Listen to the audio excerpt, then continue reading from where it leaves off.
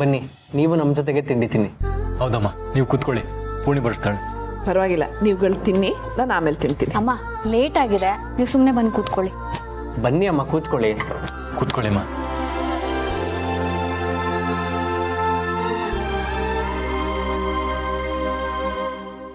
ತುಳಸಿ ಅವರಿಗೆ ಹಸುವಾಗಿಲ್ಲ ಅನ್ಸುತ್ತೆ.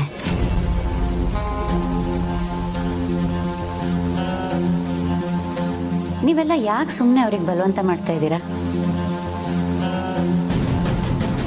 ಅವರಿಗೆ ನಾಳೆ ಹಬ್ಬದ ಕೆಲಸಗಳು ಮಾಡ್ಕೊಳ್ಳೋದು ಬೇಕಾದಷ್ಟಿದೆ, ಅದನ್ನ ಮಾಡಲಿ ಬಿಡಿ. ತುಳಸಿಯವರೇ, ನೀವು ಹೋಗಿ ನಿಮ್ಮ ಕೆಲಸಗಳು ನೋಡ್ಕೊಳ್ಳಿ.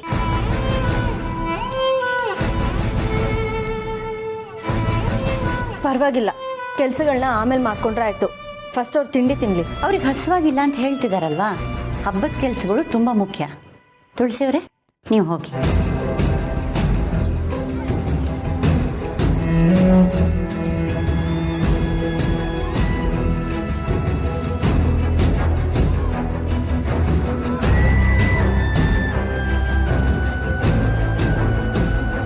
ರಾಧಾ ಅವ್ರು ಹೇಳ್ತಾ ಇರೋದು ಸರಿಯಾಗಿದೆ.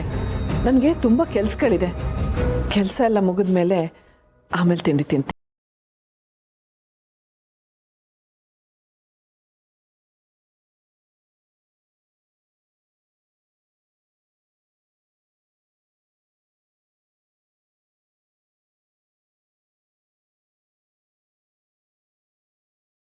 ನೀವು ಇನ್ನೊಂದು ಸ್ವಲ್ಪ ಹಾಕಿಸ್ಕೊಳ್ಳಿ.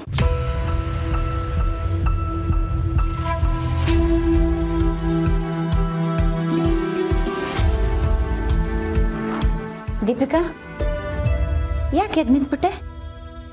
ಇಲ್ಲ, ನಂಗೆ ಹಸಿವಿಲ್ಲ. ನಾನು ಡಯಟ್ ಮಾಡ್ತಾ ಇದ್ದೀನಿ.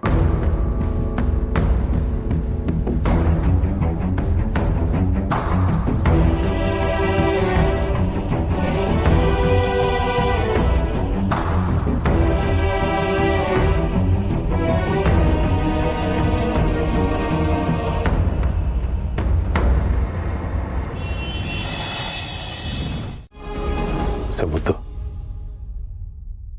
ಈ ಪಾಪಿ ಮಾವನ್ನ ಕ್ಷಮಿಸ್ಬಿಡಮ್ಮ. ಕ್ಷಮಿಸೋದ? ಮತ್ತೇನ್ ತಪ್ಪು ಮಾಡಿದ್ರಿ ಮಾವ? ಮತ್ತೆ ಏನು ತಪ್ಪು ಮಾಡಲಿಲ್ಲಮ್ಮ. ಆದ್ರೆ ಈಗಾಗಲೇ ಮಾಡಿರೋ ತಪ್ಪುಗಳು ನನ್ನನ್ನ ಬಿಡದ ಹಾಗೆ ಕೊರಿತಾ ಇದೆ. ದುಡ್ಡಿನ ಆಸೆಗೆ ನಿನ್ನ ನನ್ನ ಮಗನ್ನ ಇಬ್ಬರನ್ನು ಬೇರೆ ಮಾಡಿಬಿಟ್ಟೆ ನಾನು. ಆಗಿದ್ದಾಯ್ತು ಬಿಡಿ ಮಾವ.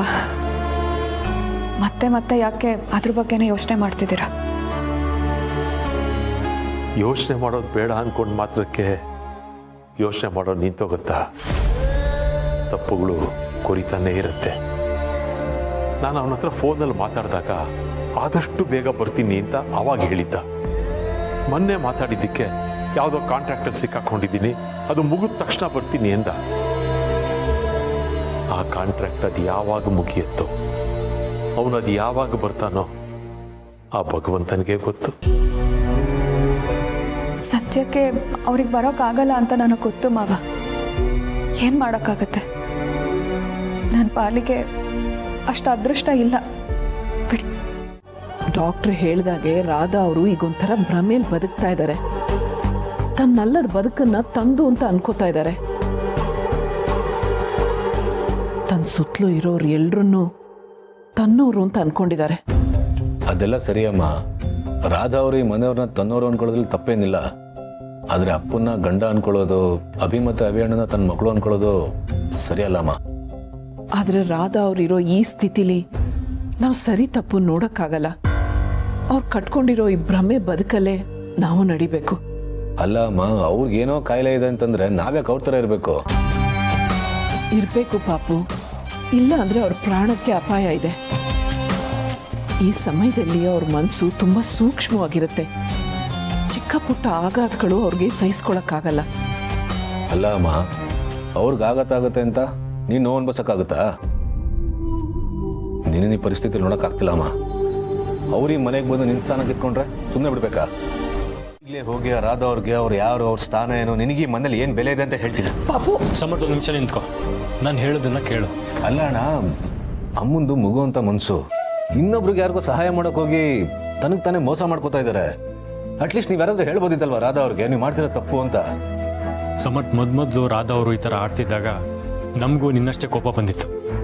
ಆದರೆ ಈ ಮನೇಲಿ ನಾವು ಸುಮ್ಮನಿರೋದು ಅಮ್ಮನಿಗೋಸ್ಕರ. ಅಲ್ಲ ಅಣ್ಣ, ಅಮ್ಮನೇ ಮನೇಲಿ ಖುಷಿಯಾಗಿ ನೆಮ್ಮದಿಯಾಗಿಲ್ಲ ಅಂತಂದ್ಮೇಲೆ ನೀವೆಲ್ಲರೂ ಅಮ್ಮನಿಗೋಸ್ಕರ ಅವನ್ನ ಎಷ್ಟು ಅಂತ ಸಹಿಸ್ಕೊಳ್ಳೋದು? ಇನ್ನು ಸ್ವಲ್ಪ ದಿನ ಸಮರ್ಥ್, ಅಮ್ಮ ನಮ್ಮಿಂದ ಮಾತು ತಗೊಂಡಿದ್ದಾರೆ. ರಾಧಾ ಅವರು ಸಂಪೂರ್ಣವಾಗಿ ಸರಿ ಹೋಗೋವರೆಗೂ ನಾವು ಅವ್ರ ಥರನೇ ನಡ್ಕೋಬೇಕು ಅಂತ. ಪಾಪು, ಡಾಕ್ಟ್ರ್ ಹೇಳಿದ್ದಾರೆ ಅವ್ರ ಮನ್ಸಿಗೆ ಯಾವುದೇ ಥರ ಆಘಾತ ಆಗದೇ ಇದ್ರೆ ಅವ್ರು ಬೇಗ ಚೇತರಿಸ್ಕೋತಾರೆ ಅಂತ. ಅಮ್ಮ, ಅವ್ರಿಗೆ ಯಾವುದೇ ಕಾಯಿಲೆ ಇದ್ರೂ ಸರಿ, ನನಗೂ ಅವ್ರು ಬೇಗ ಹುಷಾರಾಗ್ಲಿ ಅಂತಾನೆ ಇದೆ. ಹಾಗಂತ ಇಷ್ಟೆಲ್ಲ ಸಹಿಸ್ಕೊಂಡು ಮನೇಲಿ ಇಟ್ಕೊಂಡು ಸರಿಯಲ್ಲ ಅಮ್ಮ. ಅಪ್ಪ ನೀವು ಒಬ್ರಿಗೊಬ್ರು ಎಷ್ಟು ಪ್ರೀತಿಸ್ತಿದ್ರ ಅಂತ ನನಗೆ ಗೊತ್ತು. ನಿಮ್ಮ ಮಧ್ಯ ಯಾರೂ ಬರಬಾರ್ದು. ಅವ್ರನ್ನ ಈಗಲೇ ಹಾಸ್ಪಿಟ್ಲಿಗೆ ಶಿಫ್ಟ್ ಮಾಡೋ ವ್ಯವಸ್ಥೆ ನಾನು ಮಾಡ್ತೀನಿ. ಪಾಪು, ನಿನ್ ಸಿಟ್ಟು ಕೋಪ ಎಲ್ಲ ನನ್ಗೆ ಅರ್ಥ ಆಗತ್ತೆ. ಆದ್ರೆ ಈ ಅಮ್ಮನಿಗೋಸ್ಕರ ನೀನು ಅದನ್ನೆಲ್ಲ ಪಕ್ಕಕ್ಕಿಟ್ಟು ನಾನು ಹೇಳ್ದಾಗ ಕೇಳಬೇಕು.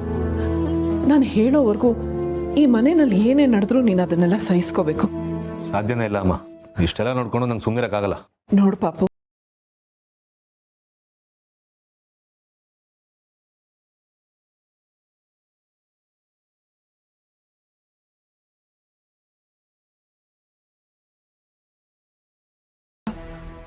ನನ್ನ ಮುಖನೂ ನೋಡ್ಬೇಡ.